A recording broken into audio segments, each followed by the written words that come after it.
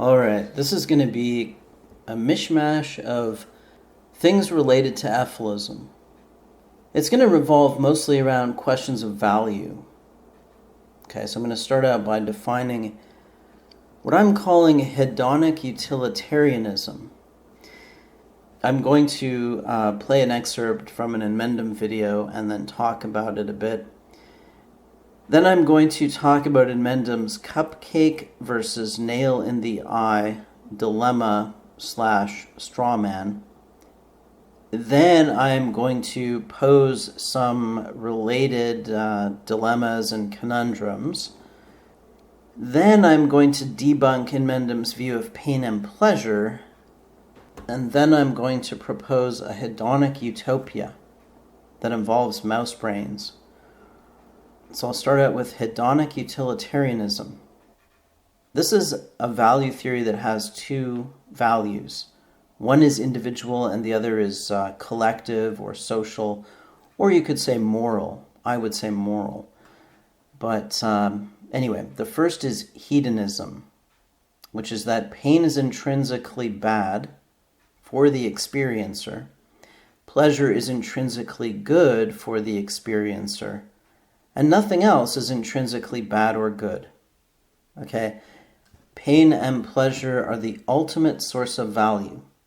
That's what hedonism is. Now, although I don't think this makes much sense, you could have a variation on this that says only pain matters.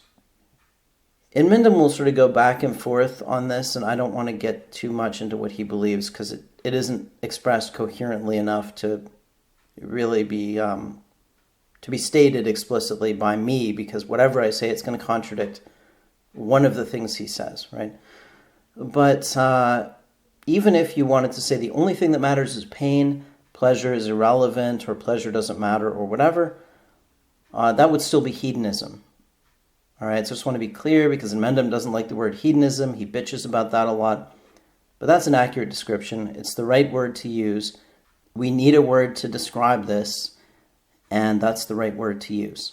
Okay, and even if all you care about is pain, well, you're still situating value in these feelings. It's just that you say pleasure for some reason doesn't matter, but pain does. Now, I don't know how you could possibly make that claim. To me, they seem to go together. Like if you think one of them matters, you're sort of compelled to think the other one does. But again, it doesn't matter. They're both covered by this notion of hedonism. And then the moral value is altruism, which is that we have a moral obligation to act for the good of others. We should act to minimize the pain and maximize the pleasure of all sentient beings. In other words, we should try to maximize the hedonic utility of the universe. Okay, so, and again, you could have negative utilitarianism where all you care about is negative hedonic utility, or in other words, net pain. But the point is that this says that the goal is to minimize pain and maximize pleasure for all sentient beings, not just for oneself. And at least Ephilism is fairly explicit about this, that it doesn't matter which species we're talking about or what people we're talking about. Pain is viewed as an absolute bad thing in whatever brain that it occurs. And pleasure may or may not be viewed as good, depending on what side of the bed Emendum woke up on that morning. But you're trying to make it better for all sentient beings. Okay? So that's hedonic utilitarianism, and it's a moral theory. It's a theory of objective value, objective good and bad. And it's utilitarian because it's defining what is good and bad in terms of outcomes, in terms of a property of the world, right? This objective, it's objective and yet it's also subjective, because feelings of pain and pleasure are subjective. But when you sum them up over all these different subjects, you get a property of objective reality. Now, how you could do that, obviously, it's impossible to do it, like to truly measure subjective experiences. You can't really do that, but you can make some assumptions about objective events that cause subjective experiences, and then you could try to act to change objective reality in a way that you think will minimize suffering or maximize hedonic utility across the entire sentient universe or sentioverse or whatever. Okay, this is in Mendham's value equation or equations in his own words. I think you can see that this is basically hedonic utilitarianism. All I have is knowledge of 2 plus 2, of the simple value equation, which is I feel feelings, I know their importance, I know how important it is that I not be tortured, it's clear to me, and I understand that that truth holds for all the other sentient beings, and that I can't gain my gratification torturing them because I wouldn't accept that deal.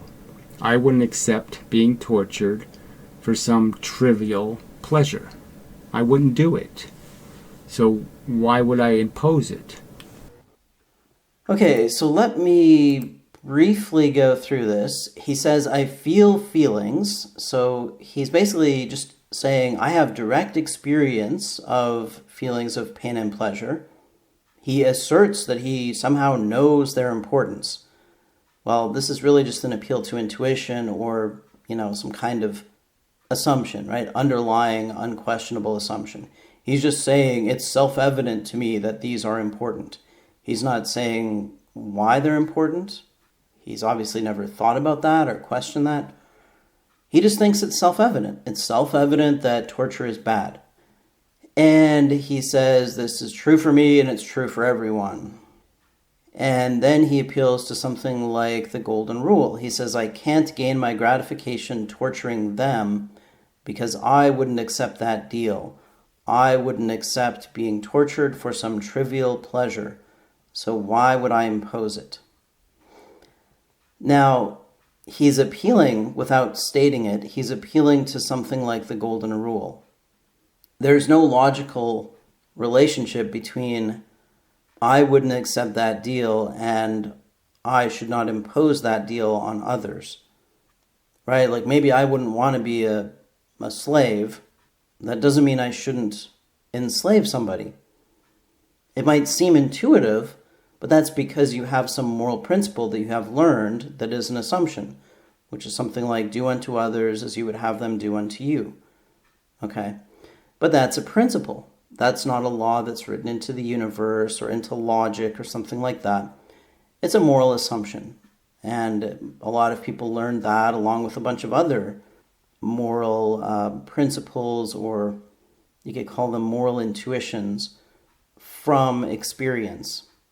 Like you're in kindergarten and the teacher says, oh, don't pull Sally's pigtails because you wouldn't want somebody to do that to you, or you should share your toys because wouldn't you want somebody to share toys with you? Right? So you learn that principle, but you learn other principles too, like everyone gets one cookie. Well, what does that have to do with anything? Or obey the teacher, right? Now you have these 3 moral principles in kindergarten: obey the teacher, do unto others, and everybody gets the same, everybody gets one cookie. Is there a consistent moral theory that derives these 3 rules? I don't think so.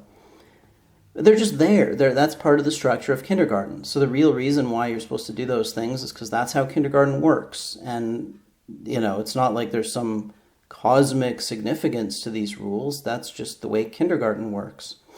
And you could argue that 2 of them are sort of contradictory, that do unto others as you would have them do unto you. It might be violated by the teacher being your boss, but you're not the teacher's boss. The teacher can boss you around, but you can't boss the teacher around. You have to obey the teacher. She doesn't have to obey you, right? And you could even argue that that sort of conflicts with the egalitarian principle of kindergarten.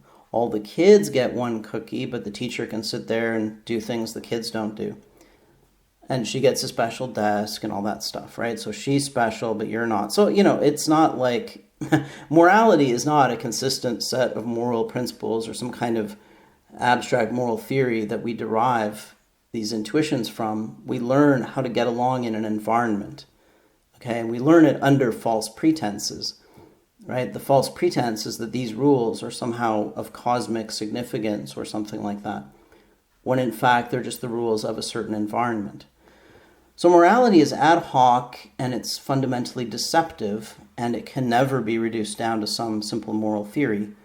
And whenever people try to do that, they end up generating counterintuitive moral judgments.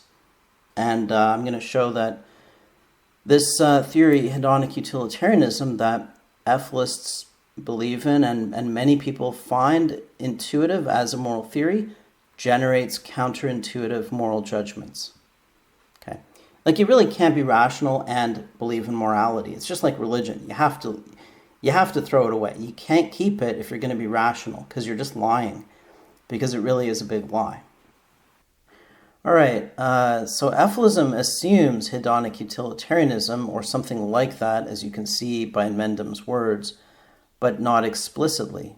It is not stated explicitly. And Mendham just takes these assumptions for granted. He is not aware of them. The premises of hedonic utilitarianism are framing assumptions of both Ephilism and humanism. They are viewed as self-evident and beyond question. And so if anyone questions them, and Mendham just sort of freaks out, thinks you're crazy, starts insulting you, calling you a liar, and so on and so forth, because he just can't imagine questioning them. To him, they frame thought, but he can't bring them into the window where he thinks. They are the frame of his thought. Now, as I said before, Mendham does not like the word hedonism, but it is the right word to use, and it is in general usage in philosophy to describe this type of value theory, so I'm going to use it. And like I said, he will quibble over whether pleasure matters or doesn't matter, and he will go back and forth on that. I've heard him put it in both ways. Like, I've heard him say things like, well, we can discuss how much is your pleasure worth, blah, blah, blah. And then other times he says it's nothing, it's trivial, it's meaningless, or it's an illusion or something ridiculous like that. So I don't think he has a clear view on that, but it doesn't really matter. As I said, the important point here is that value is being situated in these subjective experiences, right, of pain and pleasure, or if you prefer, just in pain. Doesn't really matter to me. Like, I'm not trying to trick anybody by using the word hedonism. I'm just using the right word. Okay, I have to be clear about that. And unlike humanism, Ephilism views life as hedonically bad, not good. So humanism has a basically optimistic view of life, of the potential of life for happiness, and Ephilism has a pessimistic view of life's potential for happiness or suffering. And this is not a framing assumption of Ephilism. This is an explicitly stated belief that is argued for. And most of Mendham's arguments are about that claim, that life is net bad, within the frame that takes for granted hedonism and altruism. So that's another reason he finds it hard to understand when people question hedonism and altruism. He thinks they're arguing about what he wants to argue about, which is optimism versus pessimism. I come down in the middle in the sense that I don't think life is a net hedonic negative or positive, but I'm not a hedonist, so to me that's not super important. It's an interesting claim about psychology, and that's the one where most people really want to debate me. Well, nobody wants to actually debate me, like get in the fucking ring, get on Skype and debate me in real time. But where people want to argue in the comments section or whatever is usually about whether pain and pleasure balance out. Okay, I'm going to talk about that a bit at the end. But to me, that it's an interesting question, and I thought a lot about that when I was young. But since I'm not a hedonist, I don't really care that much whether it balances out or not. But for Mendham, most of his argumentation focuses on that.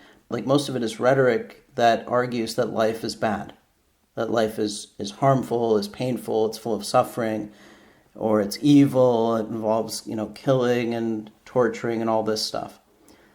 And he does not want to get into discussions about hedonism and altruism, because to him, those are framing assumptions that he is not really aware of. And he thinks that's just logic. Like when people have fixed assumptions, their attitude toward those assumptions is kind of like the attitude toward logic. It's something that's fixed, right? Like I can't violate logic in my thought, but I can question hedonism. However, Mendham cannot question hedonism because it's a framing assumption that is fixed. And so his relation to that is kind of like my relation to logic. He can't really violate that assumption or question it without becoming confused, right? It's just always there in the background. And he's not aware of it as an assumption. But it is an assumption and it can be questioned.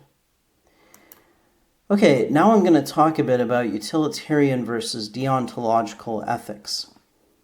Utilitarian ethics defines moral good and bad in terms of outcomes, whereas deontological ethics defines moral good and bad in terms of actions. Ephilism's moral theory is utilitarian. It is about maximizing some measure of objective value, or again, alternatively, minimizing some measure of negative objective value. However, Ephilists will also appeal to other moral principles in their rhetoric that are deontological, not utilitarian, such as consent. Even the golden rule, which was kind of in Mendham's rhetoric there, is deontological, although it can have a utilitarian interpretation. Deontological and utilitarian ethics don't mix. They generate conflicts. All right, now I'm going to talk about Ephilism's performative contradiction. This is a contradiction not in the stated beliefs of Ephilism, but in the way that people like Mendham argue for Ephilism. Mendham is arguing for a counterintuitive claim that life is bad. Most people simply assume that life is good, right? That is an intuitive belief. Life is good, death is bad. Existence is a positive thing and you should be thankful for it, and so on and so forth.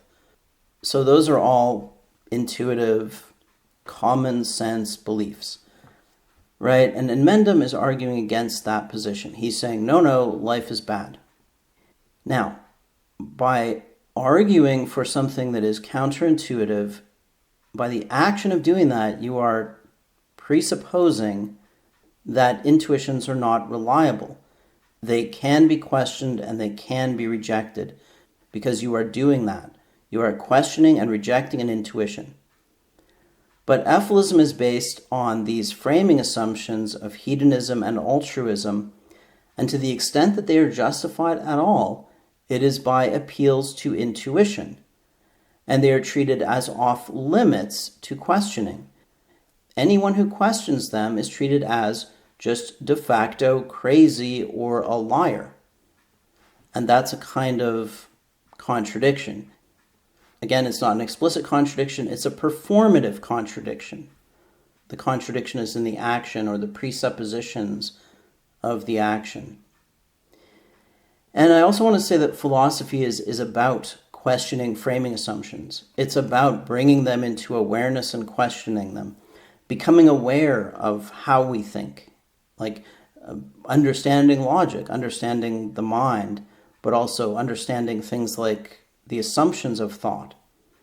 And that's the point of the Socratic method.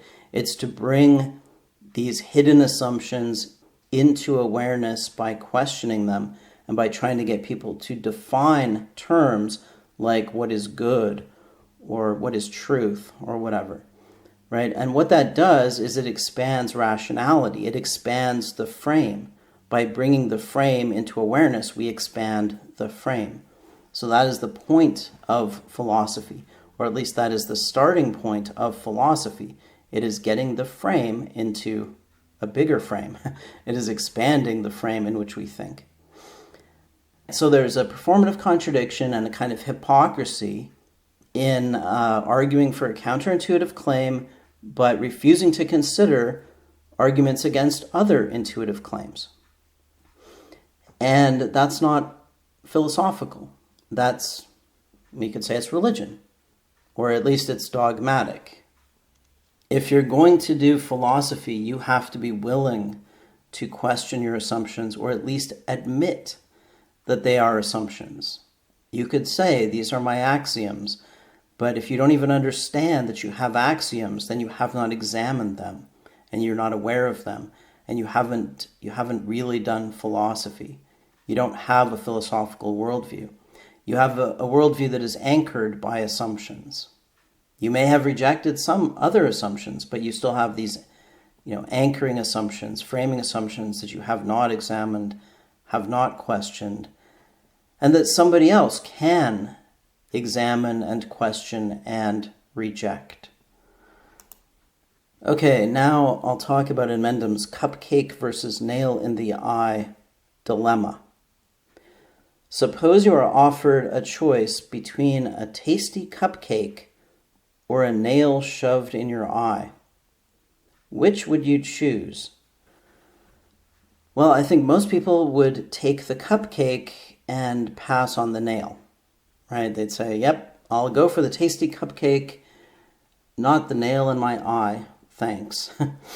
I mean, that's not it's not a very interesting dilemma in that it's not very hard to make the choice. But the way Mendham uses this in his rhetoric is as an appeal to intuition and a straw man. He seems to think that this proves that pleasure is intrinsically good and pain is intrinsically bad. And then he also uses this as a straw man to portray his critics as being crazy or dishonest. Because I reject hedonism, and Mendham has said that I am denying that I can tell the difference between a cupcake and a nail in the eye, and denying that I would prefer a cupcake to a nail in the eye. And this is in spite of the fact that I explicitly went through the example of the cupcake and the nail in the eye, and I said why I would prefer the cupcake to the nail in the eye. And so, I'm not a hedonist. I don't believe in hedonism. That doesn't mean I'm indifferent to a nail in my eye or eating a cupcake. And that doesn't mean I don't feel pain, right? But because this is a framing assumption to Mendham, and it's such a fixed belief, such a fixed assumption, he just can't imagine that, yes, you could feel pain and still say that's not what I consider to be value. Now, I don't consider that to be negative value. And he also can't imagine that you could have a reason for doing something that doesn't ultimately trace back to pain and pleasure. All right, so now here are the problems with this pseudo-argument.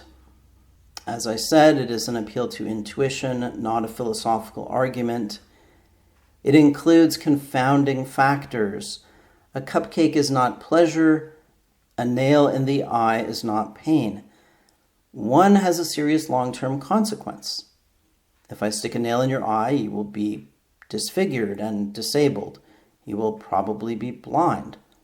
You will be ugly, right? It's gonna have effects on you that go beyond pain. And yet Mendham is using it to represent pain in this dilemma. Another problem is, of course, that he uses this as a straw man. Rather than listening to his critics, he just makes shit up and argues against that. That's Mendham's approach to dealing with criticism. He ignores it and argues against something that he makes up. I mean, he spent hours doing that about me. He spent hours ignoring what I was saying, babbling over it, and arguing against things I didn't say. He's he's pretty, I don't know, it was just pure idiocy, listening to him babble and babble and babble. So yeah, he has a number of different straw men, and this is one of them. That if somebody is not does not situate value in pain and pleasure, that he is denying the existence of pain and pleasure, or he is denying that he has any preferences whatsoever. And then, as I said, there's a performative contradiction within Ephilism, and this is an appeal to intuition being used hypocritically to support a rejection of intuition. And then finally, it is contrived to get the answer that Emendum wants. And I can contrive a different dilemma that gets the opposite answer. So let's do that. Let's make it a more interesting dilemma. Suppose that the cupcake is laced with a fatal dose of heroin. So if you choose the cupcake, you'll blissfully die from a heroin overdose. You'll feel no pain, only pleasure as you slide into oblivion. Given that choice, very few people would choose the heroin cupcake instead of the nail in the eye. And I think that would be true for Ephilists as well as ordinary people. And in a sense, Ephilists are doing this every day. Okay? Like they believe that life is net negative. They believe that life is more painful than pleasurable, so it has negative hedonic utility for them, and yet they go on living, right? And yet they don't do cartwheels along cliff tops, or they look both ways before they cross the street, right? Like there are lots of ways you could kill yourself. There are lots of hazards out there. Ephilists are making a choice every day to go on living, even though they think life is a hedonic negative. So, in a sense, metaphorically, they're choosing the nail in the eye instead of the heroin cupcake every day, just by going on living. Does this prove that life is good and death is bad? Does the fact that most people would choose pain and continued existence to a pleasurable death prove that life is good and death is bad? No. No more than the original cupcake versus nail in the eye dilemma proves that pleasure is good and pain is bad. Both dilemmas merely demonstrate intuitions. All right, now I want to consider some possible responses that an Ephilist might make to the heroin cupcake versus nail in the eye dilemma. An Ephilist might respond that he believes that the heroin cupcake is the better choice in theory, but he is too afraid of death to make that choice. He doesn't have the willpower to live according to the principles of his philosophy. He is human, and human instincts override philosophy. Now, I think that is a reasonable response. A philosophical theory doesn't restructure the brain. It doesn't swap out your brain for another brain. Believing in a philosophy doesn't imply that all of your choices and value judgments will be generated by, applying logic to that philosophy. That's not how the brain works. The brain has this enormous collection of, basically patterns that have been learned from experience, stored knowledge that includes both value judgments and truth judgments, and that gets applied automatically when we make choices and judgments. So a philosophy can affect the way you make judgments to some extent, but it does not replace everything else in your brain. It doesn't have 100% control over your life, over your choices. And that's more generally true for thought, right? Like you could believe, consciously, explicitly believe that you should quit smoking. But this belief is kind of abstract, it has some effect on what you do, but it's not going to totally determine what you do. And you might find it difficult or impossible to quit smoking, even if you believe that you should quit smoking. And Emendum has brought up things like this before regarding veganism. Like he has said, look, even if you can't quit your addiction to meat, if you'll just admit it, if you'll just concede that it's wrong, if that's all you can do, fine, then at least just concede it or whatever, right? So he has said things that show that he understands that, you can believe something and yet not act 100% in accordance with it, because you have, intuitions that can override that belief. Now, if you accept that response, which I would say, okay, I get it. Right, you're human, sure. Well, then you should accept the same kind of response to Mendham's original dilemma. Even if the person is a value nihilist, okay, so let's say somebody doesn't believe that anything matters, that anything has value.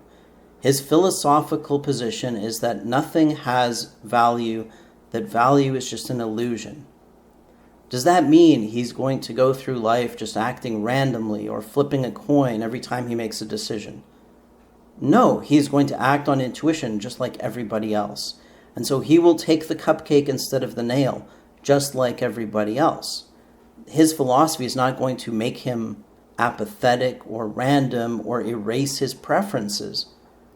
What it will do is make him view those preferences and those choices as absurd.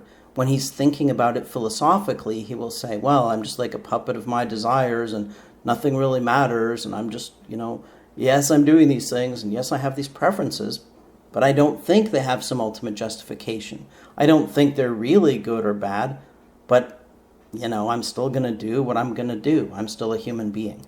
So, Mendham thinks that his straw man argument or his appeal to intuition is an argument against value nihilism or any rejection of hedonism, but it isn't. Right? Even if someone says, yes, I want the cupcake, not the nail, please, please, please don't stick the nail in my eye, pretty please, pretty please, pretty please, he could still believe in value nihilism. But he's human. And that's not an argument against value nihilism. Poking somebody in the eye with a nail or threatening to and watching them squirm is not an argument, right? It doesn't prove they're wrong. All right, here's another possible response the Ephilist could make, which is sort of complementary to the other one. It's not exactly the opposite, but it's kind of the opposite. The Ephilism might say that while he would prefer to take the heroin cupcake, if it was just about him, he would prefer to die, pleasantly die, rather than take a nail in the eye and have to go on living. But he has work to do. His existence has greater moral or objective value, greater value to the universe. So he is going to act for the greater good. And so in choosing to live, he is sacrificing himself for the greater good. He is choosing to live out of altruism. And in Mendham will say things like this about himself, right? That he's got to keep going because, hey, he's got all this work to do. And for him to die now would be a tragedy because, he's finally got to this point where he's got all this knowledge and he needs to share it and he needs to get out the word and all that stuff. Okay, now I would be skeptical about that as a realistic claim about someone's motivations, but let's just take it at face value. What the Ephilist is claiming is that he is choosing to live not because of his own experiences of pain and pleasure, not because of his own feelings, but because of a philosophical theory. If you accept that response, then you should accept a similar kind of response to Mendham's original dilemma. I don't have to trace my reasons back to hedonism. I can give a justification for choosing the cupcake that has nothing to do with my own feelings, with the experiences that those things will cause me, just as the noble Ephilist has done by saying that he would altruistically take the nail in the eye to serve the greater good because he believes in that. That's his theory. Well, I have my own theory. So if he can justify his choice based on a theory, well, then he should understand that I can justify my choice based on a theory. And if he wants to argue against it, he's going to have to argue against the theory. Now I want to consider some moral conundrums that arise out of the Ephilist's value theory. One of them is utilitarian murder or pro-mortalism, which is a sticking point for a lot of Ephilists because, it's a point of contention because a lot of ethilists are using ephilism as a way to virtue signal, claim that they're better than you. And if you point out that they're sort of morally committed to murder people, that's not great propaganda, and it's also not great for virtue signaling. And so a lot of them don't want to really face up to that implication.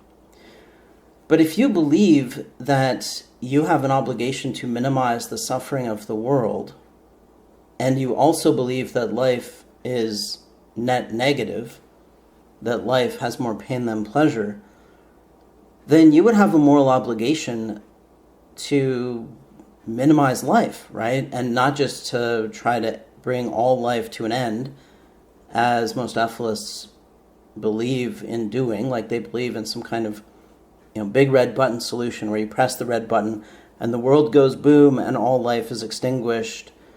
So, or maybe all life except bacterial life is extinguished, so sentience is gone, right? So they have this idea of exterminating all sentience to save all the future generations from suffering. But if you believe in that, then you should also believe that you have the obligation to act on a smaller scale, right? Now, you might be able to argue against that on a pragmatic basis or some other basis, but at the very least, you would have to accept that it would be morally good in certain situations to, kill people. Maybe to kill your best friend, for example, because he's going to just go through life and suffer. So if you could just give him a heroin cupcake and he'll just die blissfully, well then that would be the right thing to do. So this belief system generates moral intuitions that are highly counterintuitive, because most people think murder is bad. And yet this belief system says murder in many cases would be good. And not only that, it becomes very difficult to make moral judgments about people that are generally considered to be evil. Many of the exemplars of evil are people who mass murdered, who killed a lot of people.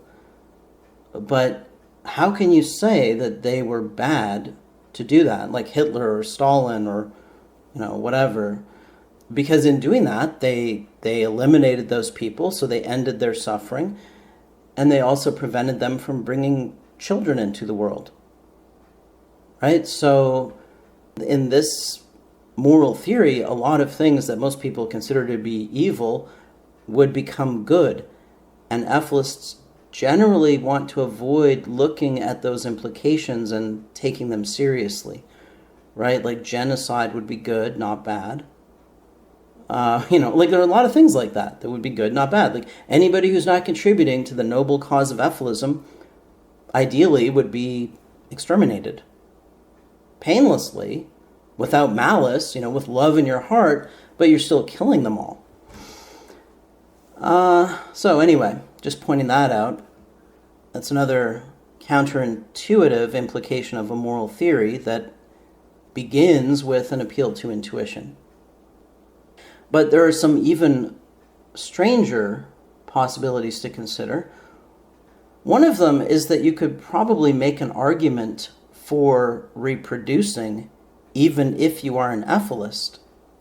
See, if you can justify your own existence, then why can't you justify bringing a new life into existence if you have reason to believe that this new being, your child, would help to carry on this struggle, right? Like it might be bad for the child to come into existence, but good for the universe. If the child is going to grow up, in an ephilist home with ephilist preaching and learn about ephilism, not be brainwashed into thinking life is good, but get the truth, life is terrible, and, grow up to fight for the cause of ending life, why wouldn't that be beneficial to the noble cause, right? If your life can be justified on that basis, then I think creating a new life can also be justified.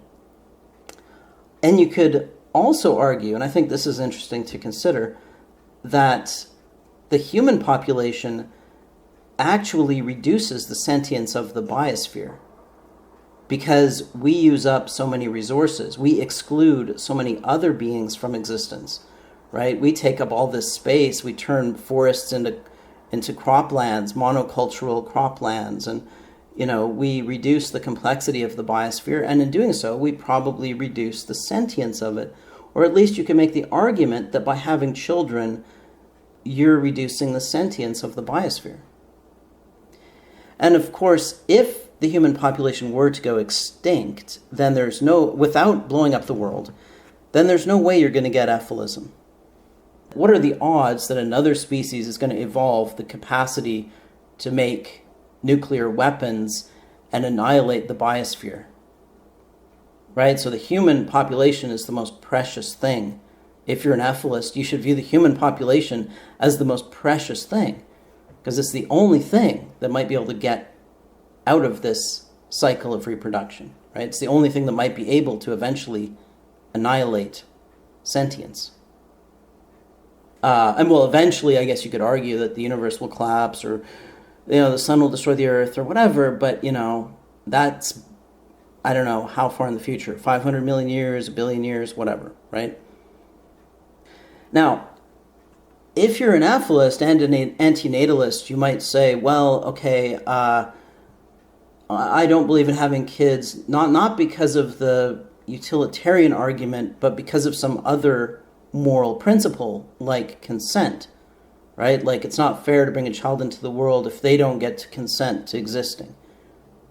But if you're going to appeal to some other moral principle, then that's going to conflict with these value equations. It's going to conflict with this essentially utilitarian view of moral value, or just value, as Mendham thinks of it, right?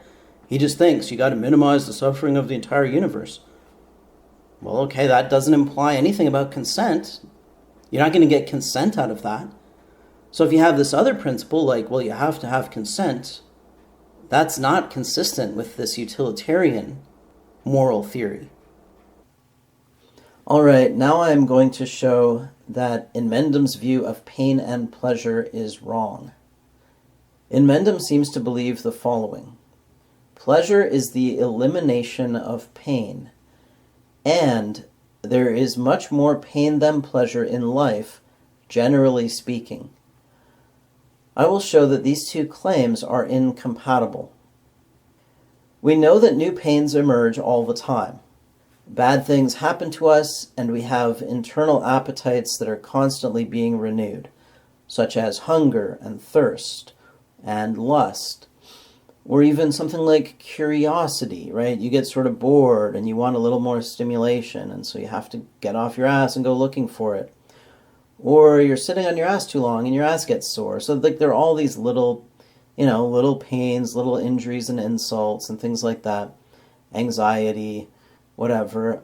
And add to that the regular recurring appetites, hunger, thirst, fatigue, etc.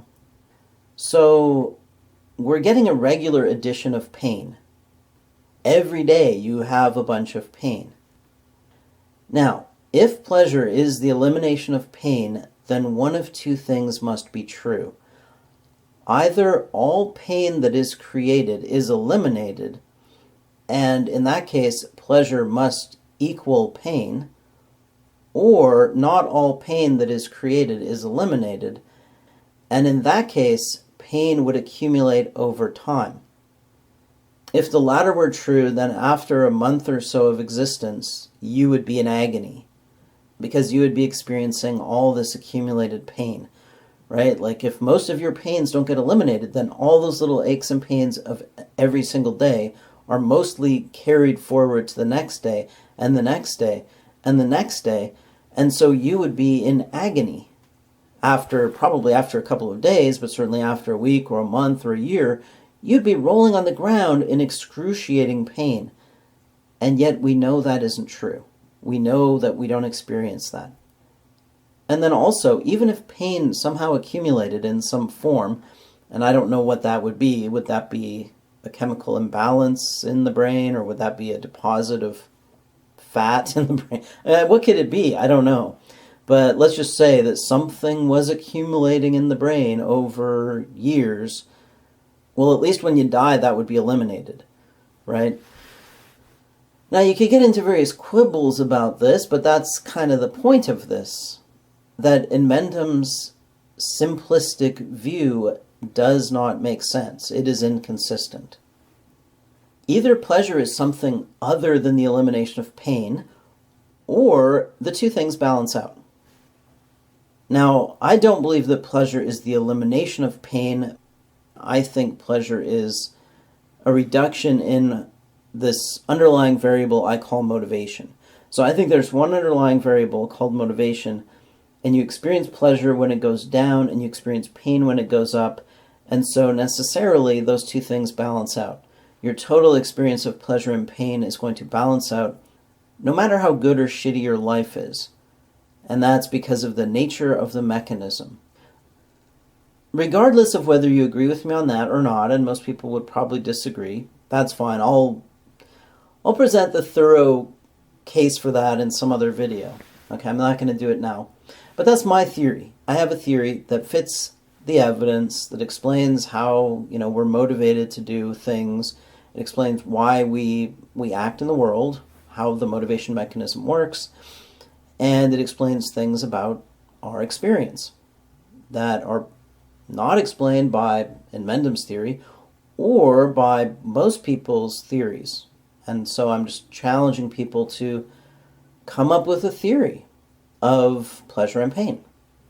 Because I don't see that. I don't see people doing that. I see people just assuming certain things, taking them for granted, not questioning them, not looking carefully at the evidence and trying to fit it to a theory or fit a theory to the evidence, but just sort of making these assumptions like because I know that in any given moment I could feel better or worse, therefore it follows that over my entire lifetime I can feel better or worse, right? Those kinds of fallacies are pretty common.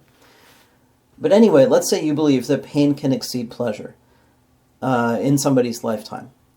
Then maybe you also believe that pleasure could exceed pain for an individual. Not in most cases, but in some special cases, pleasure might exceed pain. There could be a good life. That's the claim. Not that every life is good, not that most lives are good, but that it's even theoretically possible to have a good life.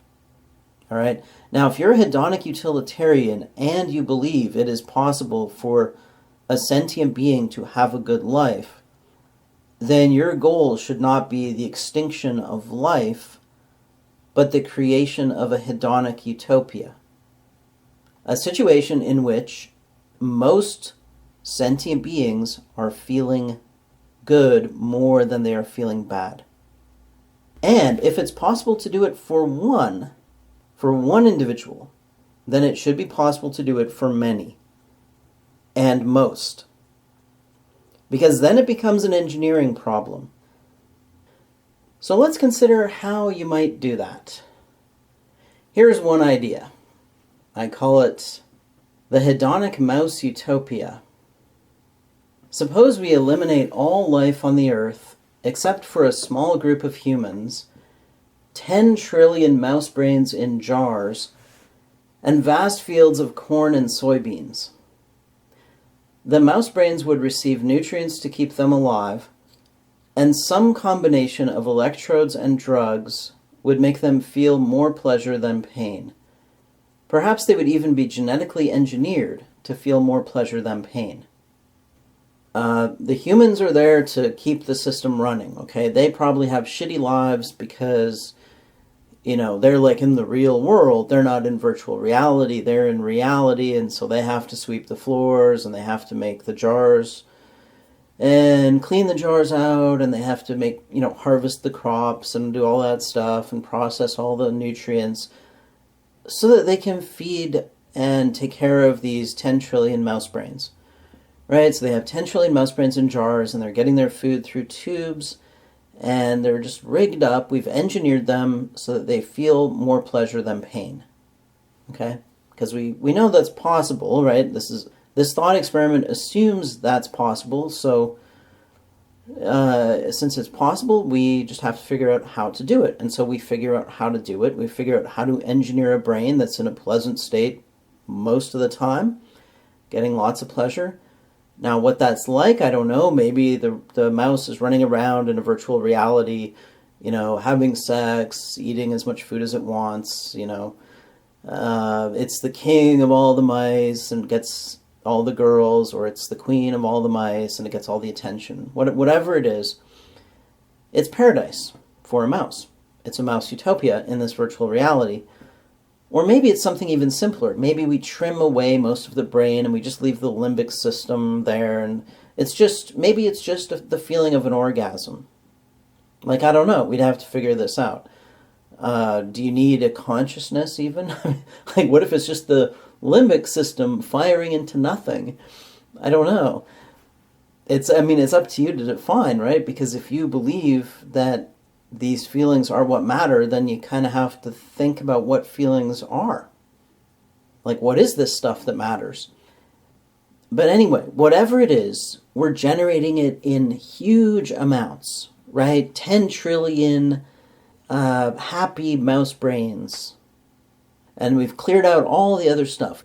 We've gotten rid of all of nature. There were no killer whales, there were no lions, there are no crocodiles.